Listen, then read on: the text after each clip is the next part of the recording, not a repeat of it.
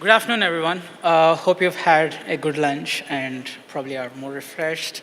So what we'll talk about now here is how some various approaches, what all you need to take care of whenever you're dealing with data that is created offline in your web applications. So this is mostly tuned for web applications and not a lot for native, because native you have a lot more options. So this talk is mainly focused on web applications. I'm Jai Santhosh. I'm from this tiny city called Bangalore in India. So I work for a company called ClearTax, which is a finance tech startup in India.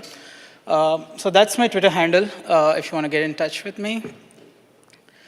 So I've been, before I start, I want to give a huge shout out to the ReactNext organizers. I've had an amazing 2 days in Israel. And yeah, mostly when I'm on international roaming, I basically need to care about every byte of data that I use. So if at all without internet, when I'm off the hotel Wi-Fi, it's like, this is my state.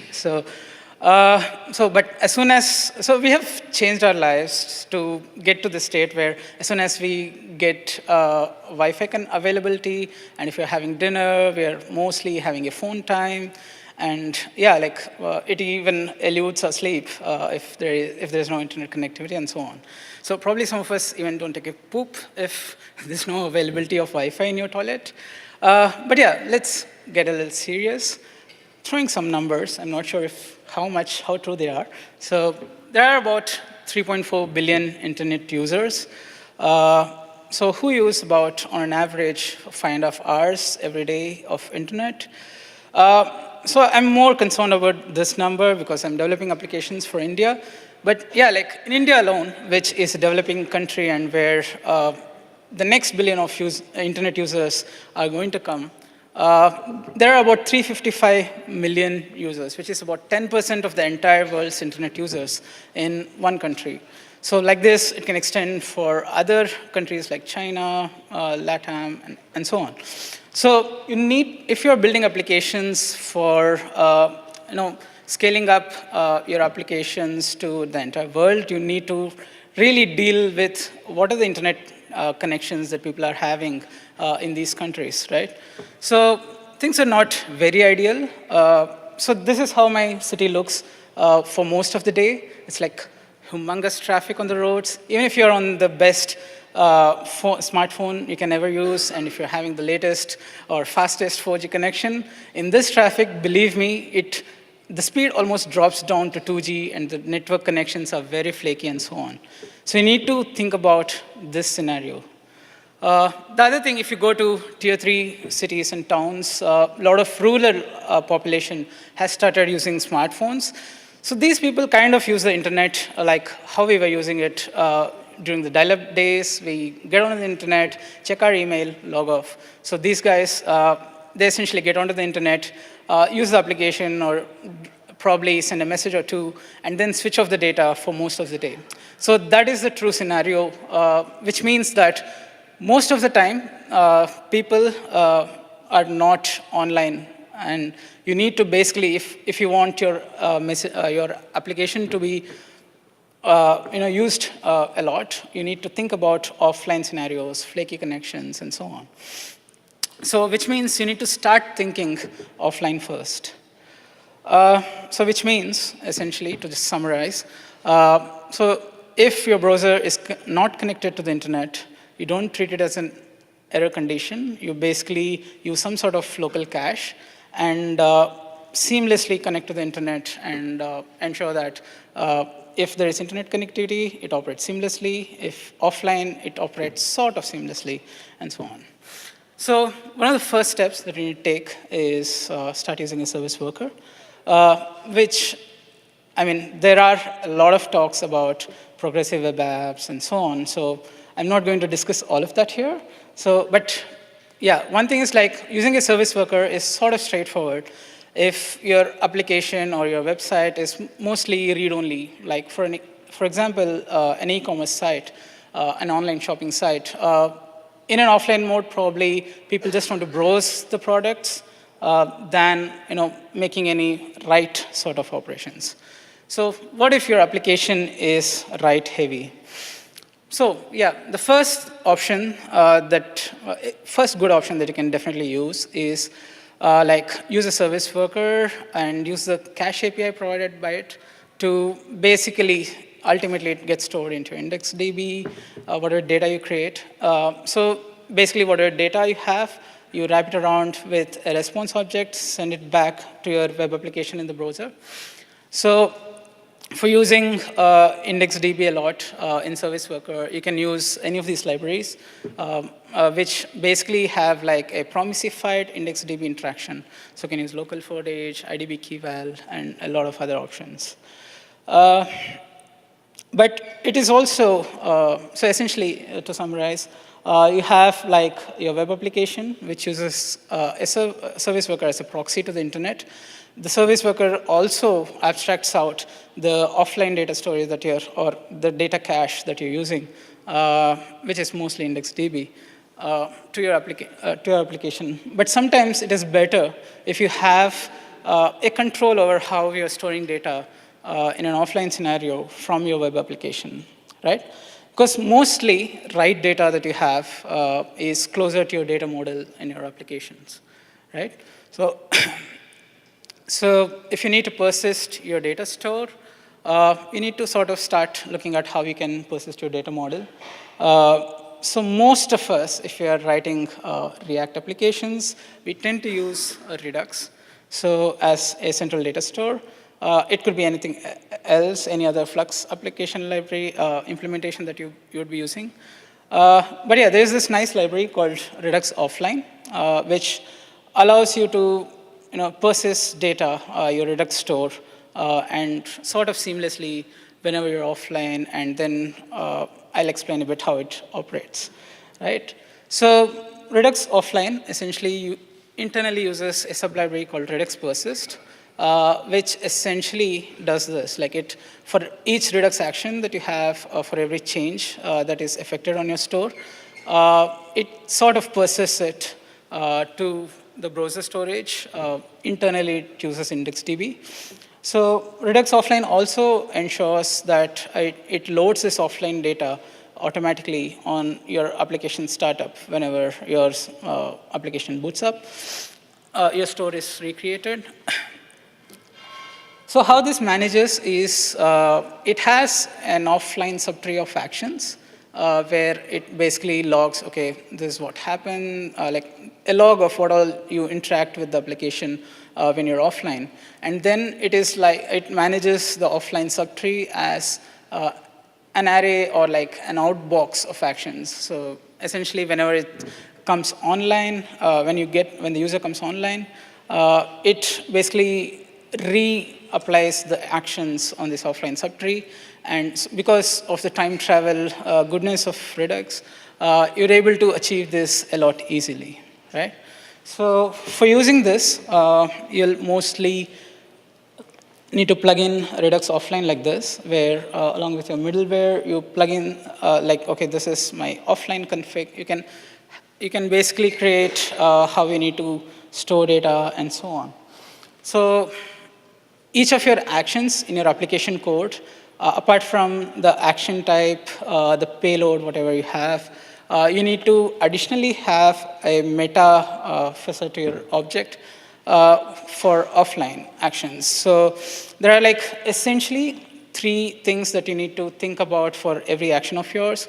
Like what is the effect that needs to happen, which means that, okay, if you're getting some data, you want to make an AJAX request to a server, and then like that is essentially how it operates offline. So that is the happy case condition.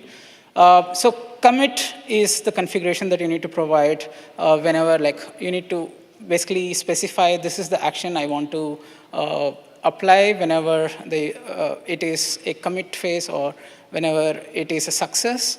And for a failure condition, you use a rollback configuration. You can also specify an action, what needs to happen if your data fetch promise fails and so on. Okay, so one of the limitations here is that your Redux store is essentially in memory, right? So you need to be mindful of how much data you can use when you're offline, because if it is going to consume a lot of memory, then probably if your application or your website is running on a mobile phone, it might crash very soon, and so on. So you need to be careful, because it is like an in-memory store, and which is then persisted and back, but the whole of the storage is in memory whenever your application executes. So the next thing that you can think about is how can you achieve server-side persistence, right? There are some scenarios where you can have, where you need a lot of faster offline-online sync, which means that whenever the user goes online from an offline scenario, or goes offline from an online scenario, what are the things that, what type of data syncs that you need to manage, and so on. So one of the popular options is you can use PouchDB. So PouchDB is essentially like a client-side database, you can think of it as, where you can store data locally offline whenever you're offline, and it seamlessly syncs up or replicates to a CouchDB-like server API whenever the user comes online. So this is very useful whenever you want to sync your offline data once the user comes online. So, but yeah, one downside to it is it's like 46 KB gzipped, which is a lot if your users are predominantly on low bandwidth network connections. So you need to ensure that you accommodate for this. Depends on your application again. So how much of value addition you get with a faster offline-online sync and so on. So yeah, this essentially works very seamlessly across all browsers and Node. So on browsers, it internally implements the data storage to an IndexedDB instance, whereas on Node, it uses LevelDB internally. So you can read more about this on PouchDB.com. So to just take a look at what happens here is you essentially instantiate a PouchDB instance. Then you can basically do CRUD over that using the DB. There is an interesting option whenever there are any changes. There is an on-change event that you can listen to which you can provide a callback for doing anything that you want. You need to also specify what is your server-side replication endpoint, right? So when you instantiate it, okay, replicate to your server-side endpoint, it basically, whenever the user comes online, it syncs to that particular replica. So one interesting thing is that you can always leverage is the on-change event. So things like you can provide a lot better user experience whenever your say your user has, for example, this is an example of WhatsApp Web. The user experience is like the user types in a message offline, you show a little clock-like icon in the corner, and as soon as it is synced up, you show a double tick and so on. So this is a good way to have user experience so that they can feel and realize, okay, this is still not synced up, this is a synced up state, and so on. So these are nice little things that you can have in your application so that it is a lot better you can provide a better UX. Yeah. So the other things that you need to think about whenever you're handling data creation offline is, the first thing is data validations, right? So in most of the applications, you might have a lot of server-side business logic which validates the data and so on. So there's no one solution for this, so you need to think about how your application is, and if some data is created offline, how you're ensuring that it is validated data, and so on. So you need to always have a caution in your mind whenever you're designing for data that is created offline, right? So the other scenario is, for example, if you're using Google Sheets, you can use it offline, right? So there can be multiple data edits that can happen over a single piece of data concurrently by multiple users. So how can you manage this? This is something that you need to think about whenever if that scenario exists or applies to your application. The other thing is like what type of user experience you can provide when you're basically syncing your offline and online data back and forth, right? So these are things. So one thing is like you should start with ensuring that you have versioning for each of the data pieces that you create, either offline or online. So one of the popular things most of us use applications is GitHub, which essentially uses versioning as a basic premise for everything, right? So whenever you basically sync, which is like you pull or fetch the data from your remote server, if there's a conflict, it allows the user to choose which version to pick, or probably give a consolidated version which works for both offline created, like your local commits and the server-side commits. So these are things that, so this is one of the techniques that you can adopt, like, okay, how can you resolve conflicts if there are concurrent data edits? How can you, you need to think about validations as well. You probably cannot have a lot of, validations on the client side, so you need to have probably a flag or something which can say that, okay, this has been created offline. Probably the validation can fail when the sync happens, when the user gets online. So at this point, you can probably think about strategies like, so whenever you're syncing online, there is a process which the user is, which the user goes through. Whenever there is an online sync, and if a validation fails, the user needs to fix it, and then only it can be synced to the server and so on. So there is an additional phase that you can have if you have such scenarios in your applications. So if we are doing a lot of client-side data storage, you need to also be aware of what are the data size limitations that you have on your browsers, right? So yeah, in Chrome, the sort of guideline is that you are allowed to use about 6% of the free space that is available on your hard disk. So this basically applies across all the web applications that can be used in Chrome. So yeah, that is some data limit that you have if your users are using Chrome. For Firefox, it's about 10%. Safari has sort of a hard limit of 50 MB size. So you need to essentially ensure people are not breaching that limit. In IE10, you have about 250 megabytes that's available for all the applications on the browser.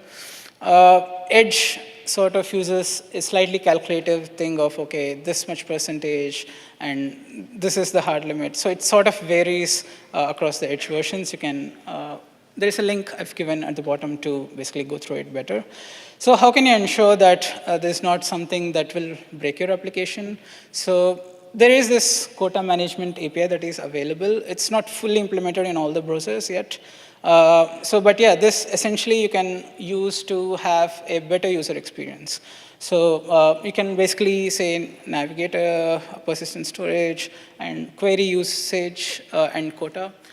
So with this, you get data about how much of the allocated quota has been used up. And if it is close to reaching the limit, then you can probably disallow all the offline data creation that you can have for the users. So this way, you can put a hard stop of users using your application. But again, this is so that if the data that is created, if it's critical, you can ensure that whatever data is created is not lost.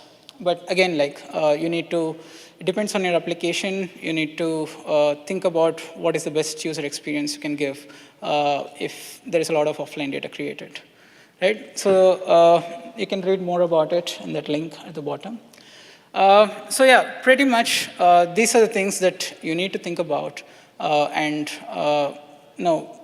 what are the solutions? It could be specific to your web application.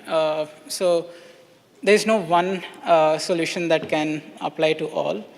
So there are some pointers that libraries that you can use. But again, if you're using PouchDB, it kind of mandates to have a PouchDB-like server for your sync API. So if you don't want that, you need to see how you can generate a changelog sort of thing, and how you can apply the changelog and persist across the server and so on. So yeah, this is pretty much what all I observed and wanted to talk about if you're creating a lot of data offline. So that's my Twitter handle. Thanks a lot for sitting through. So